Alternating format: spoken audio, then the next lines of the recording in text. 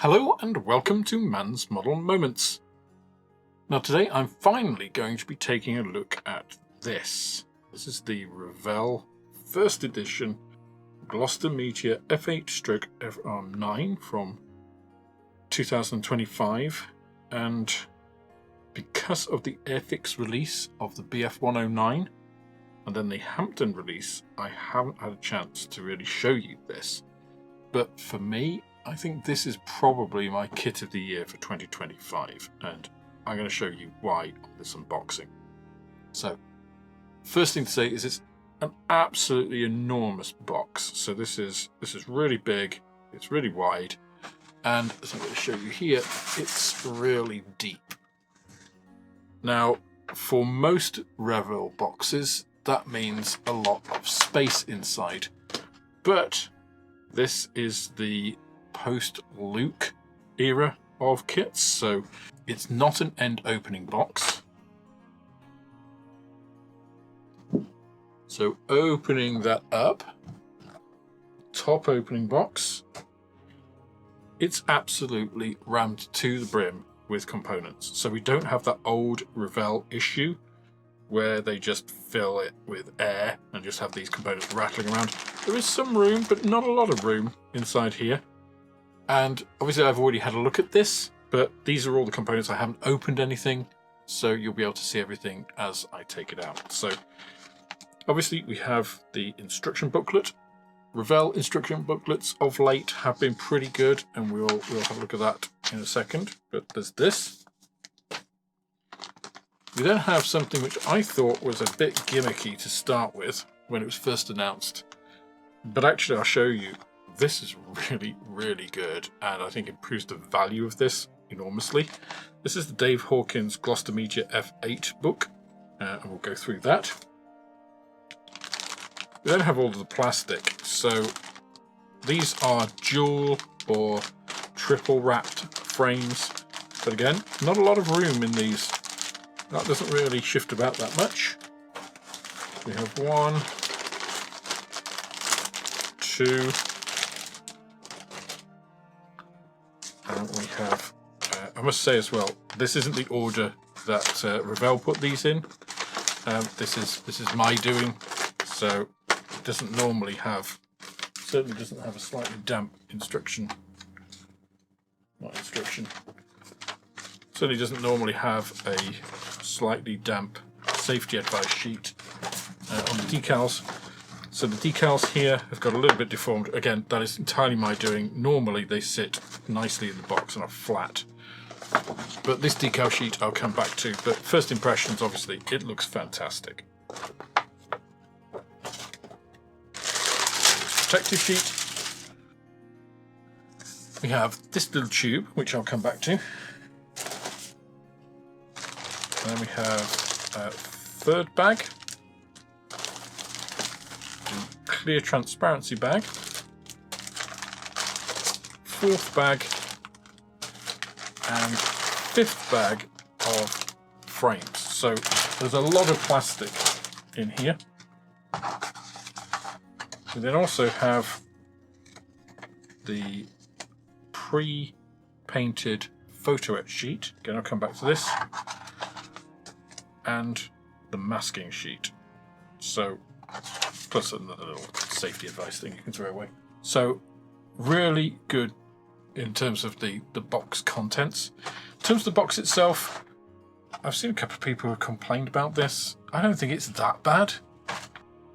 And I complain about boxes, as people will know, oh, why are you talking about the box? Well, because the box is important to make sure that the contents get to you safely.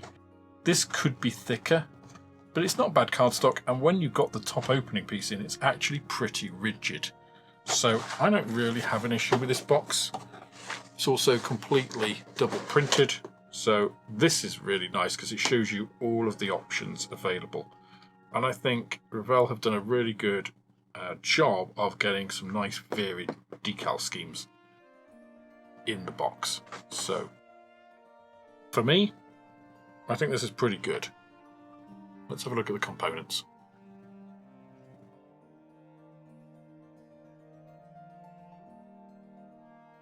So we're going to start off with the instructions. We've got nice full colour sheet here showing the Meteor.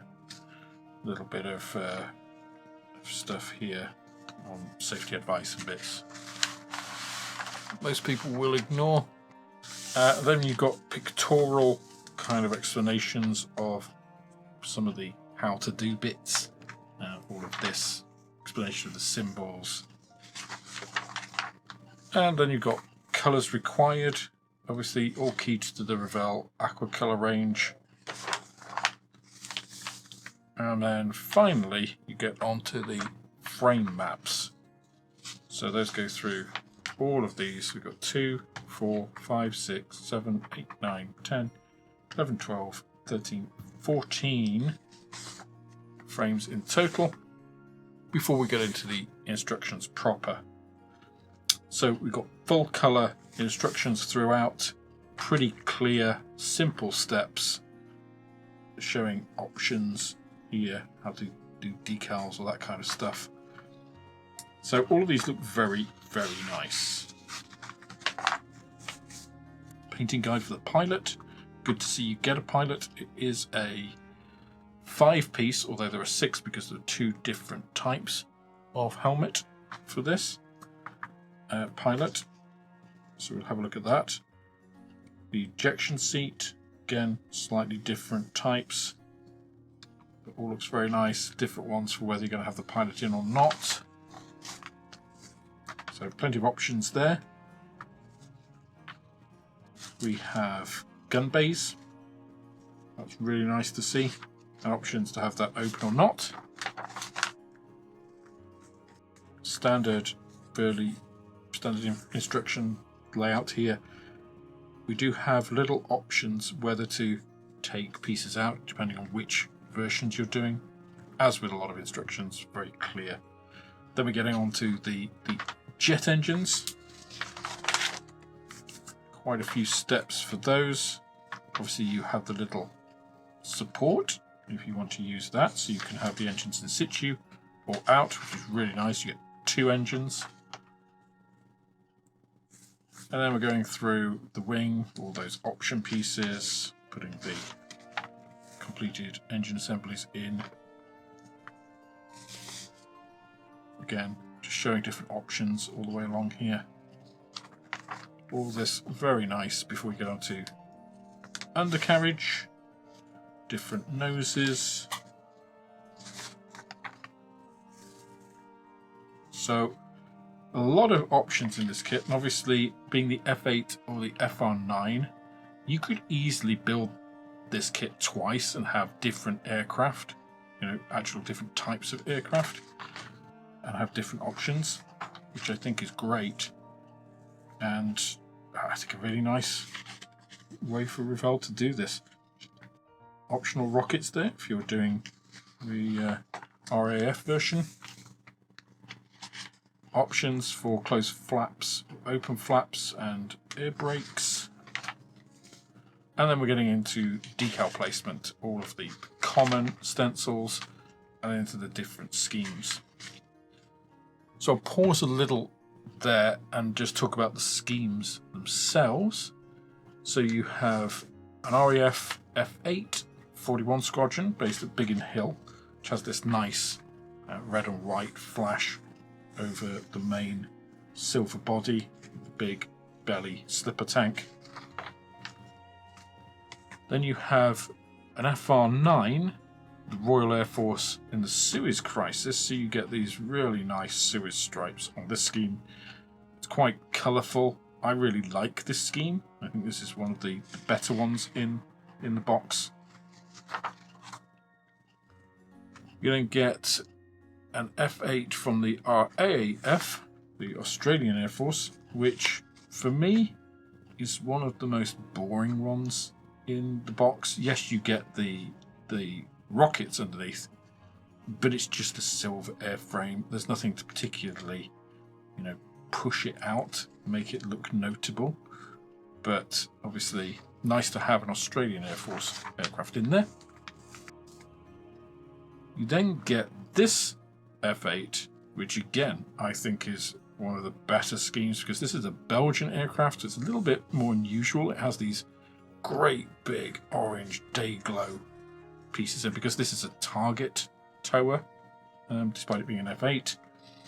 So this, I think, is one of the top options for me. And then finally, you get an RAF doing aerial refueling trials aircraft. And again, one of the less interesting ones for me. It's, you know, a basic silver airframe with, you know, some nice markings. But of course, this is an aerial refueling trial aircraft, so it is a little bit different than others. So actually, you kind of get three main variants, if you like, of the aircraft in this kit. You then have a little bit talking about where the die-cut masks go, how to do those, and how to use this Photoetch, which again, really nice. Have it kind of separate from the main instructions. I quite like that, and you know, all looks very good. So pretty comprehensive instructions. They look really nice, and I think gave you a good sense of all of the options that are in this kit. But we'll have a look at the plastic and obviously see if we can spot some of those on the frames as well.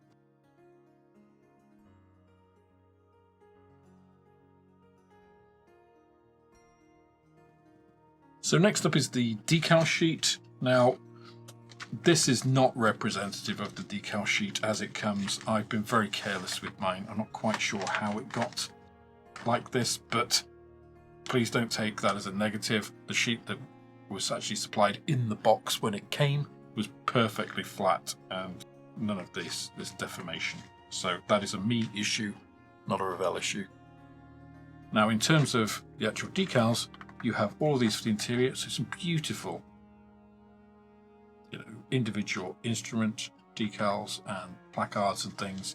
If you don't want to do the individual ones, you've got a sort of combined one here as well. Then you've got all the common stencils, loads and loads of stencils. You know, whether you want to use all of those or not, very much up to you. You've got a separate bit for the weapons and fuel tanks. I really like that, having this separate, so you can cut that off, put it to one side, use that for just the weapons and the fuel tanks separately. And then you have the individual different schemes here going through. And quite clear, they're all laid out, they're all boxed off, so you can cut those out, you know, the one that you want, and then all the rest can go in your spares box. Really nice. Obviously, these are printed by Cartograph, and they're beautiful. I mean, they've got perfect registration, they've got really great colour density. These badges, for instance, you know, they're just absolutely superb. And you've got little kill markings here on this Hailstorm RAF one. Just, I mean, these are up with the best of them. Because they're Cartograph, they're going to be really easy to use as well. So this is a top-notch decal sheet. And this, I mean, these roundels and stuff, absolutely fantastic. So 10 out of 10.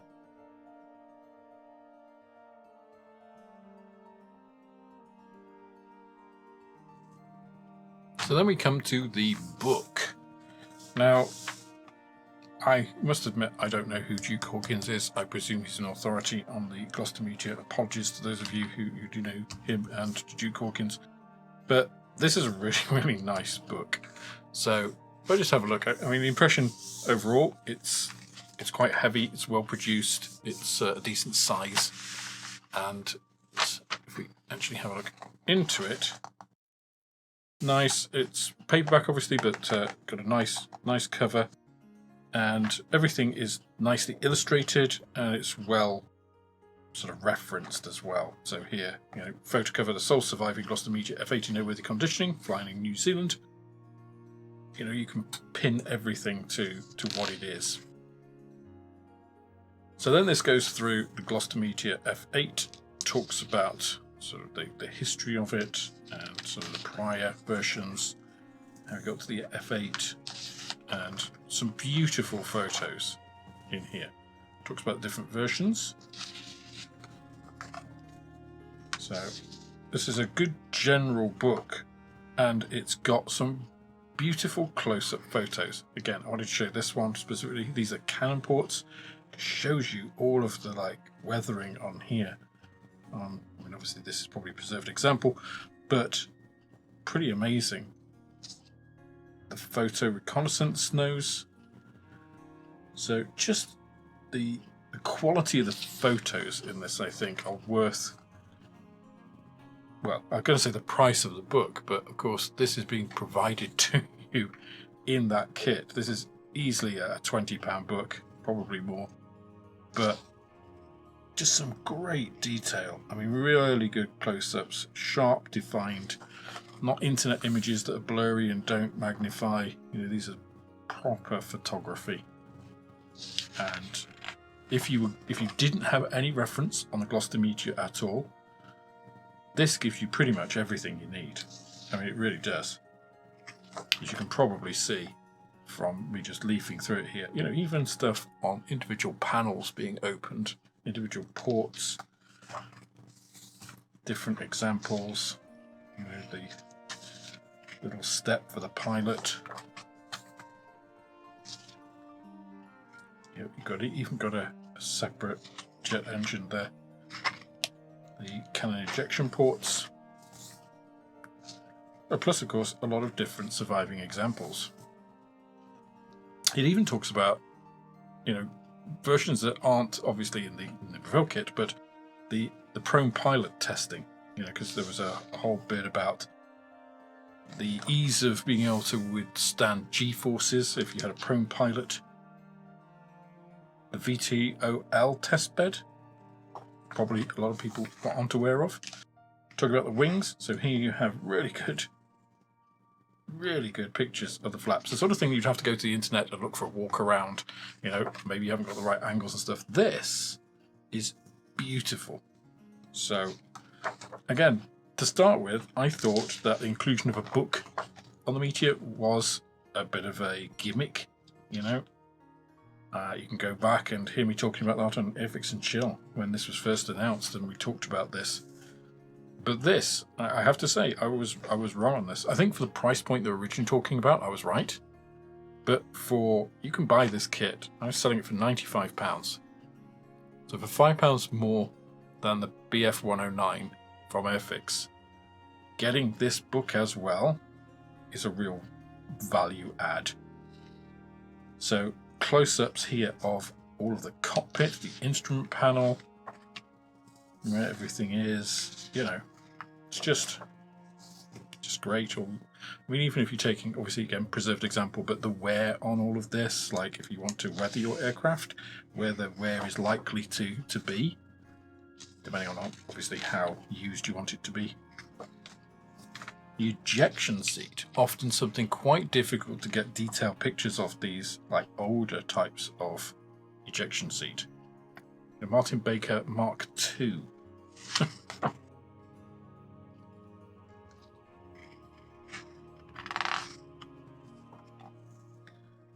Then you also, of course, have photos of actual aircraft featured in the kit. So the Hailstorm RAF aircraft, for example. And this takes it piece by piece, so landing gear.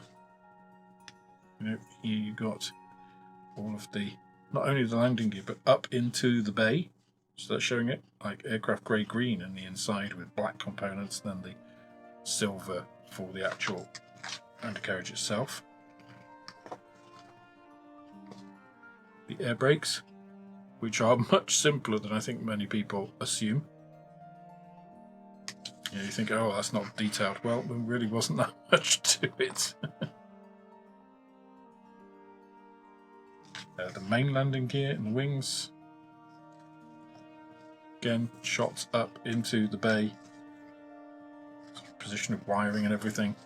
So if you did want to add, you know, any little bits extra to the kit, I don't think it's necessary, but if you want to go to that super detail, absolutely, this will give you like where to put that. Tail, I mean, position of national markings and things on here. You know, just little details like that, I think, are great. So I must admit, I am a full convert to this book. And Duke Hawkins, fantastic job. Talking about the ventral tank, that big belly tank. Some of the detail on there. We've really got things like maintaining the aircraft. So skipped page there. And importantly, that of course includes detail on the Derwent engine.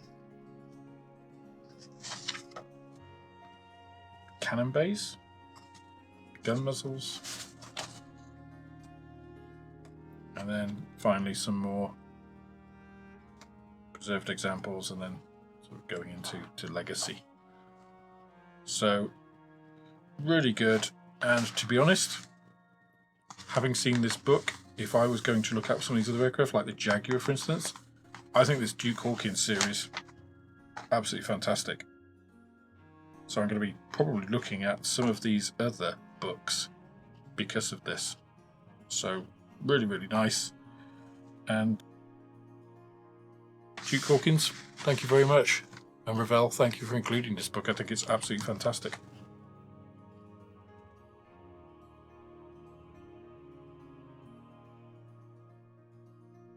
Okay, the next one is a little bit odd. And this to me is a little bit, it's an extra, it's a gimmick. Because you get this vintage, sort of retro looking poster for the Gloster Meteor, which is a nice little touch. For me, this is neither really here nor there. If you're a real, Meteor fan, yeah, this is great. I'll probably put this up in the shop, to be honest, but it's just a little bit of fun. I don't think this is going to make you. This is going to be the difference between. It's not going to be the make or break between getting this kit or not, but that's what that is.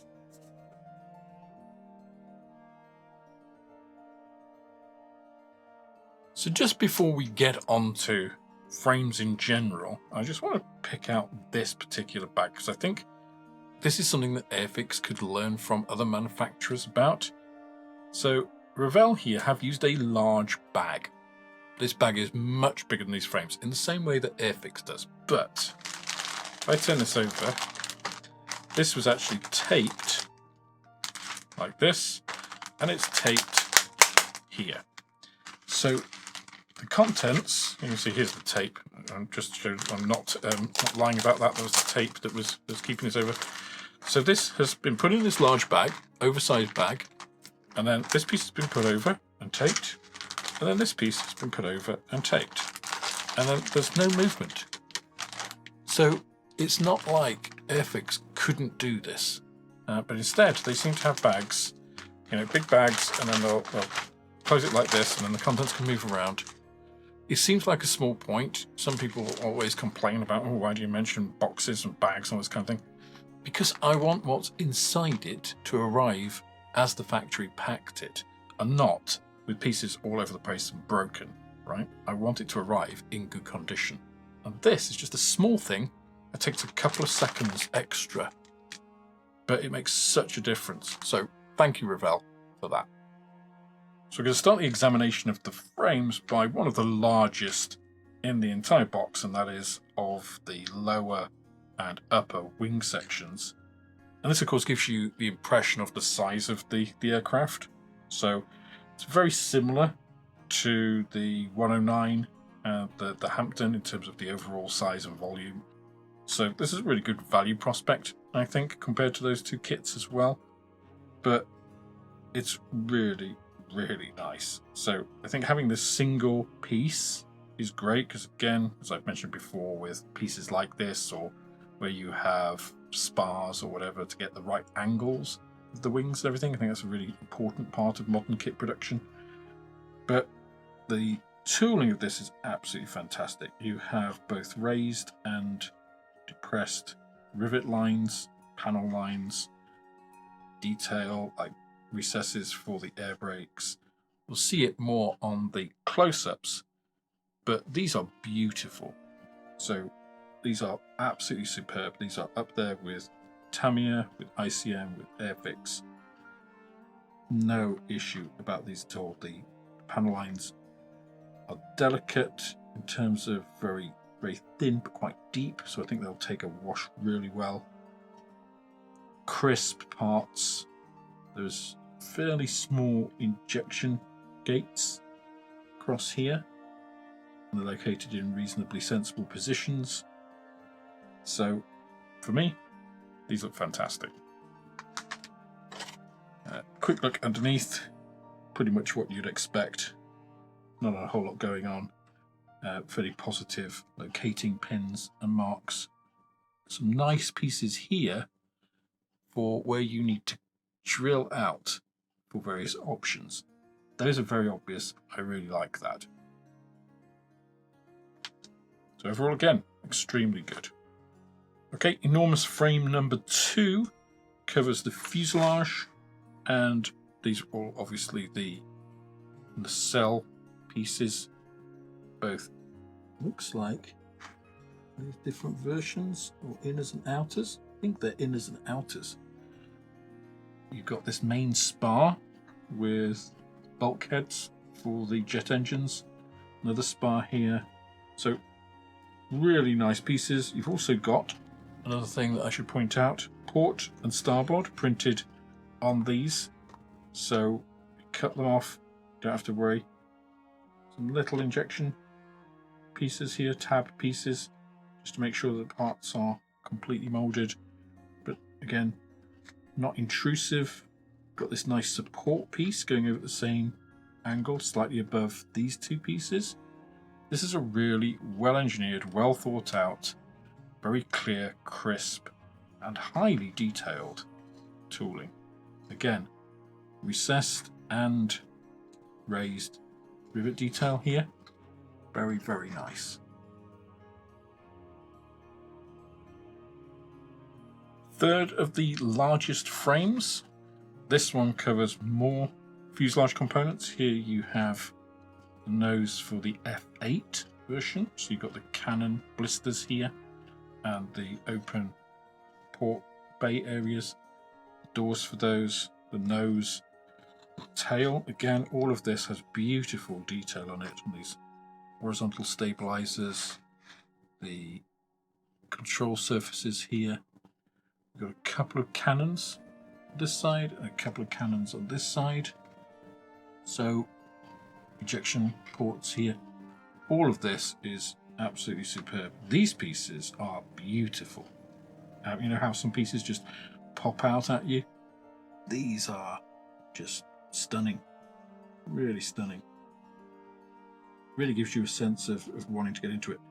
The other part of it, which is super nice here, is on the inside of this, you have the attachment points where they would be on the actual aircraft. This detail piece here.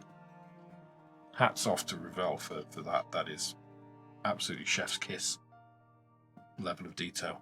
Beautiful. Fourth in the largest sprues, this covers the interior. This is basically cockpit. So you have sidewalls, so with some really nice detail on there. These, I think, are the undercarriage bays, gun bays. I'm not quite sure. I'd have to actually look, but I think they're gun bays actually. They look very nice because these are the ejection chutes. It's really good that you got all of this together. You know, it's not sort of dispersed over 2 or 3 frames. These are the inserts for the seat. That is the one with all of the pre-molded, injection molded seat belts on. So if you don't want to use Photoetch, they're not forcing you to use Photoetch. They're giving you the option to just have, okay, you want seat belts in it, but you want to use an injection molded piece, just paint that up. There it is. I think that you can't ask more than that really from a manufacturer, can you? The pilot is multi-piece, so you can pose it, which is really good, with 2 different heads for the 2 different eras, really, of the Meteor. That transition from the traditional to the bone dome kind of helmet that we're used to now. It's really nicely sculpted. So Revell obviously have a decent figure sculptor in-house, because this is very good. All of these pieces have really nice detail on. Again, I'll show you better in the close-ups. But this looks great. Just quickly turning that over. Pilot doesn't have a back, which is always a little puzzling for me, but you're not going to see it, so it doesn't really matter. Nothing really strikes me as worth commenting on here. So look at the next frame. Each of these we are dropping down in size, but this is the next frame here. I think these are the undercarriage bays. We've got that big belly tank, and we've got the flight control surfaces here. Not a particularly exciting frame.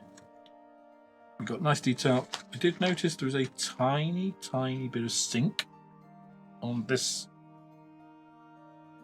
It's actually, I think, a trim tab here. I think that's the underside, so you wouldn't notice it, but just, you know, I don't want to feel like I'm gushing over this kit, you know, as though I've been paid, or which I haven't, or, you know, in someone's pocket. You know, I don't want to point out flaws where I see them. There is a tiny bit of sink there. Not significant. You know, you could leave that, nobody would ever notice it, or you could just address it with a tiny bit of, a smidge of filler. Would see that right. As we get onto these smaller frames, they become more and more fiddly. So here we have all kinds of fiddly bits. So we have undercarriage, all the different undercarriage. We've got various bits, I think mainly undercarriage actuators and things. We've got front nose wheel, I believe that one is. We've got the air brakes, but very distinctive sort of 1950s, 60s style air brakes that the RAF seem very keen on.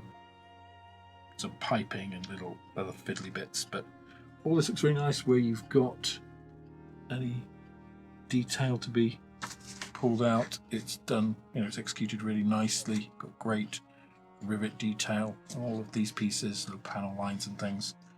So looks great. I'll keep the zoom here the same, just to give you the idea of the size of these frames. These are obviously some of the additional pieces. So here, obviously, these are undercarriage covers. So that's neither here nor there in that. But then here, you do have slight difference in that these are the FR.9 nose pieces. So you have those cannon ports still, but you also have the cameras and the nose, again, camera for that.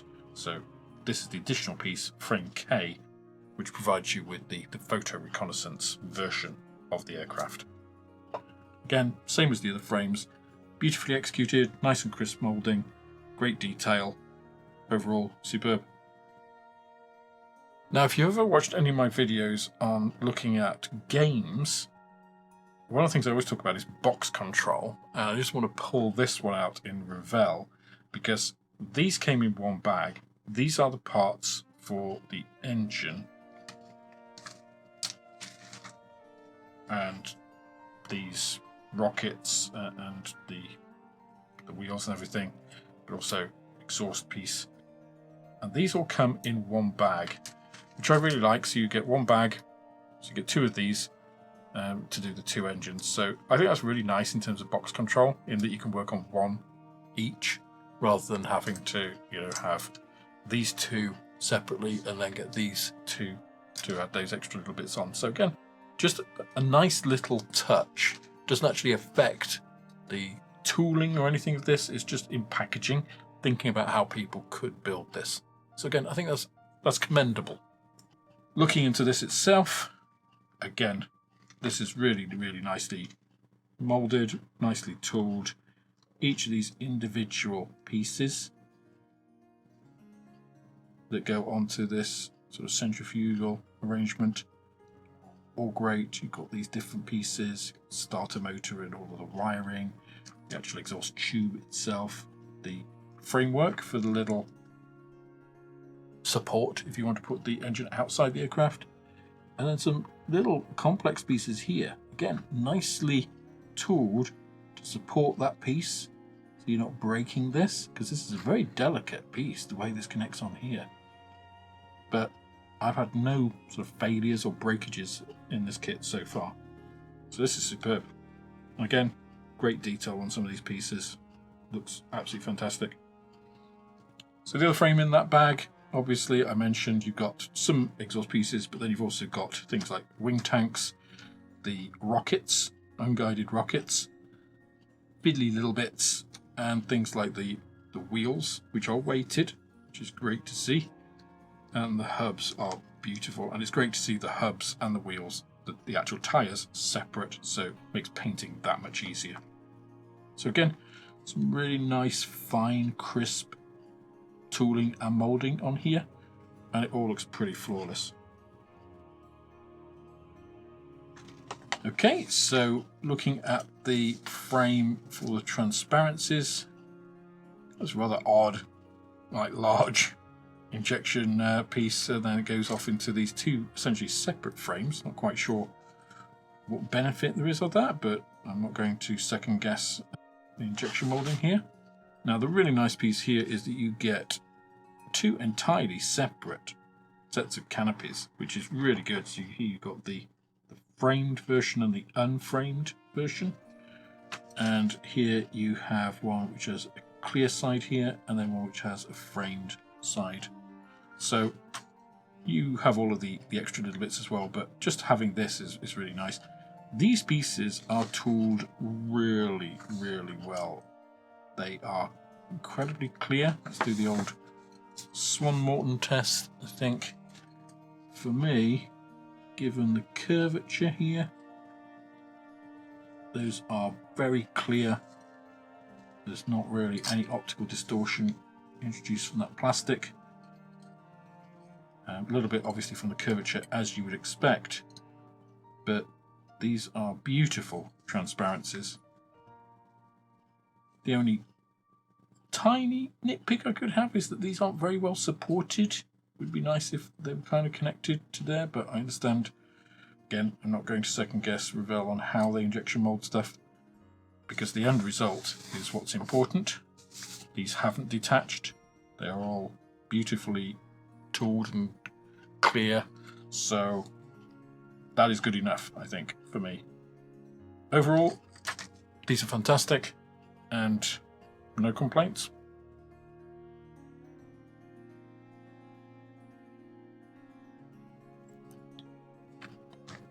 Now, this is the die cut mask that's included in the kit. It has, I think, some advantages over those that, for instance, FX are putting in, because they have outside and inside versions. So, which I think is important for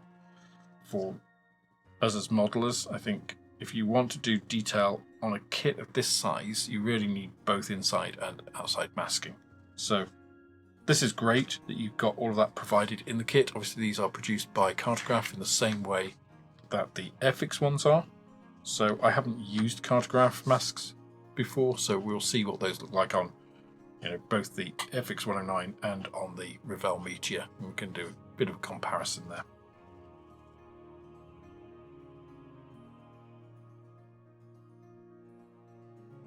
Now in this close-up section, I'm not going to go through exhaustively through the entire kit. I think that would be overkill. I don't think it's necessary. I think it would make the video too long, but I am going to show you what I think is representative of the detail on this kit. And this main frame containing the wings, I think, is a really good part of it, because if you look at this, I don't know if you can hear that. We have raised rivet detail here and raised little pieces, and then we have these very fine, you can probably tell my scalpel just fits along there, along this panel line here, and really, really tiny little. I'm going to try and get you the angle showing that light going across these for this riveting and these little raised pieces. This is what you can expect in terms of the embossing, the engraving, the raised parts across this kit. Again, here, these are raised rivets around this edge. These, but very, very subtle. And then these are engraved. So really good. Just have a little look here. These are those speed brakes. And if you look at this compared to what you'll see in the book, which I point out, really good. I mean, just a more or less a one-to-one representation of what is there, which is exactly what you want to see in a model kit, of course. I'll show you a similar thing on the actual fuselage itself. So here again, these big pieces here, rivets, raised, and then you've got all of the fine flush riveting across the main sort of piece of the fuselage. Really delicate, really nice panel lining, very, very fine but quite deep, so take that wash. Really, really nice. And if I just shift over a little bit to this spar and firewall piece, you can see some of the detail on here. So of course he's representing lines, fuel lines and wires and stuff. These are limited by injection molding technology, so if you prefer to use wires and things, you can obviously take these off. But otherwise, if you just want general representation and you think that's enough, that is all on, and it's pretty fine. You know, if you compare that to my scalpel, that's not bad.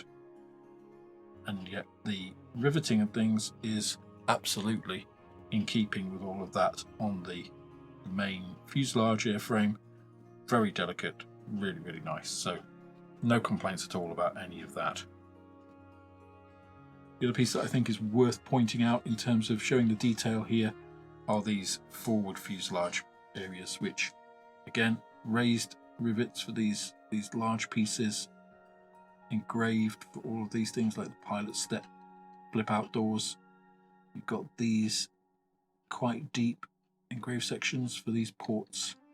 And then what I really think is impressive is this internal framing, which, you know, the doors, the access doors panels to the cannons would attach through. That's where it would be attaching to on the actual airframe, and it's represented here.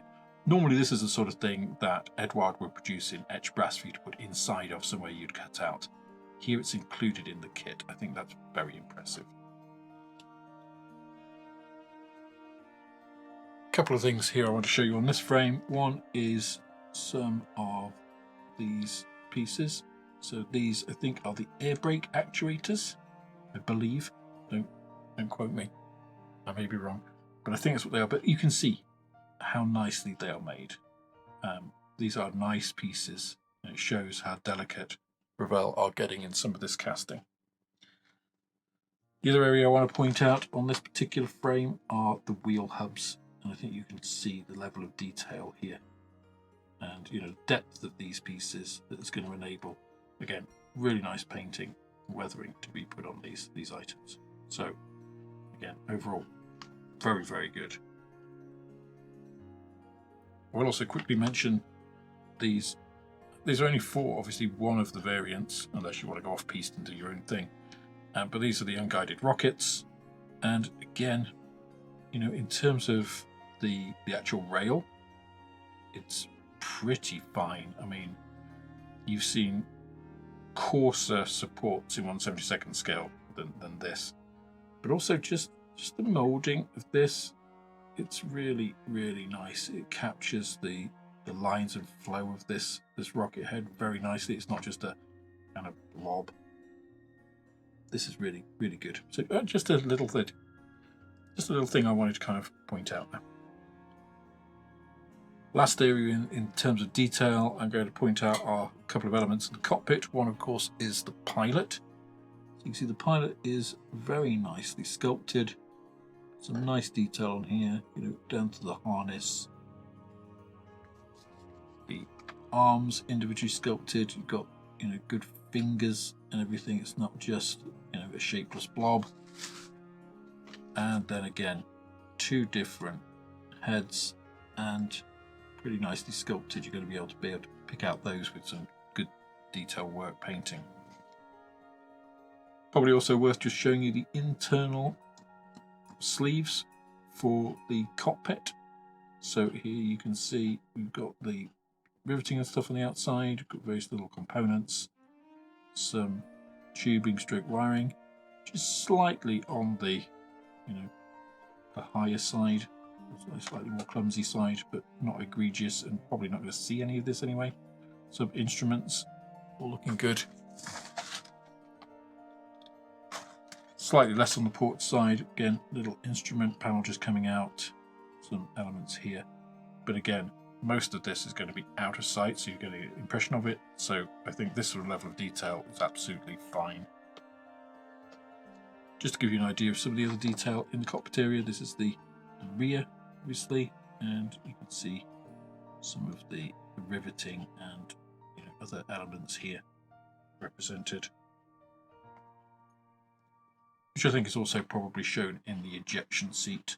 So you've got some really nice detail here, some nice pieces. I think these are drilled out rather than just hollowed on the real thing, so you could drill these out if you want. But as a representation of a Martin Baker Mark II, the elements here you're getting are not bad at all.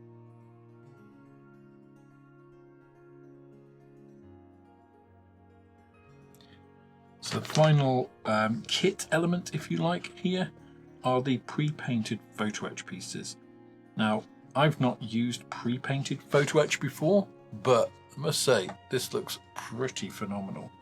So you have a backing piece here with all of the instrument dials on, which are gloss.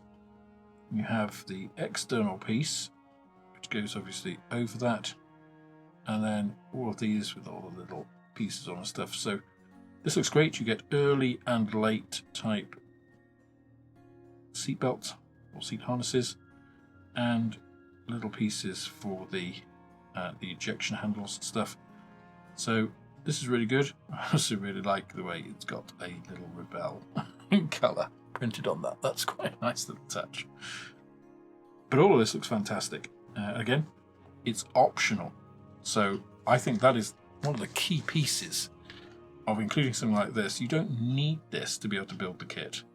But if you want to enhance it in this way, this is your bag, this is included. So again, really, really nice move.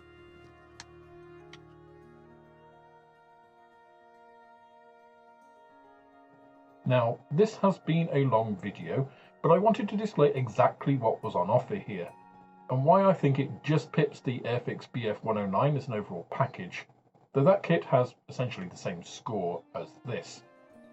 In summary, first off, I'm going to say that the design of this tooling seems to have both the modeler in mind and the safe delivery of parts to the customer, which hasn't always been the case for Revell. Frames containing related parts, protective elements carved into the tooling, all of this shows thought. I'm also going to mention the new top opening box, the way the box is actually full, and the way the frames have been placed into the bags with zero room for movement. All of this is great. If it sets the standard for future Revell kits, then they're going to be taking more of my money in the future. I was a bit disappointed about how the Photoetch was protected in the box. I would have liked it to have been in a resealable bag with a card backing, but it wasn't damaged, so it's only a theoretical gripe. As I've mentioned, the idea a book could justify a £150 price point for this kit when first announced was ludicrous to me, but adding it in for the current RRP of £109.99 really does make this feel like a premium boxing. This is a £20 book, and it really feels like it. It's really the only reference resource you need for this kit, and pretty much any other meter you're thinking of building, and I must admit I'm a complete convert.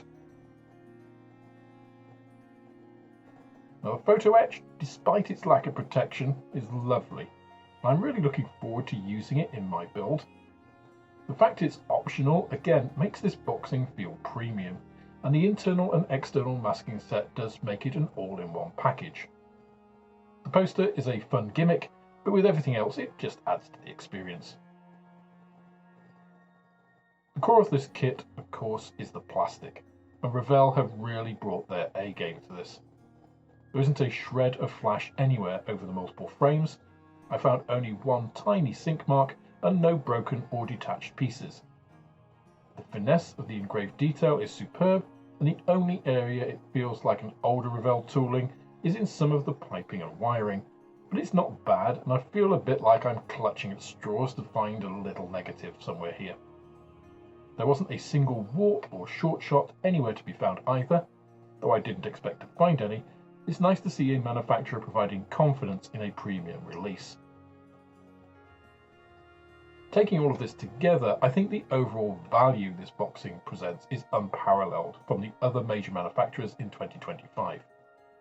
The FXBF109 is close, but the QC issues drag it down, whereas Revell's extras push it up. The ICM Hampton is not far behind either, but it's a rather different proposition for this, so it's difficult to compare. So to sum all of this up, if you're looking for a big project build in 2026, and this is in your budget, pick it up now. Don't hesitate, don't dilly-dally, because this is a superb package and they're limited. Revell sold out almost straight away, and they're disappearing rapidly elsewhere. Now with this success, we're likely to see lesser reboxings down the road, but there's no telling when that will happen, and you won't be getting all of these extras. Just less than £100 sounds a lot, but for what you're getting here, it's actually great value, and it really has me excited to see what Revell are going to be releasing next. Let's hope this first major success under Luke's stewardship of the air and space sector in Revell makes the company take note, give him more sway, and also align the rest of its product areas to this standard. I hope you enjoyed that video, and if you did like it, I'd be most grateful if you can give me a thumbs up, maybe even a subscription to my channel. Be sure to click the notification bell and set that to all to see the coming episodes on the build of this and other kits too. Please also do put your thoughts in the comment section below. I really do enjoy the interaction and your engagement, and I do personally read each and every comment on my videos. Thanks again for watching, and I hope to see you again soon.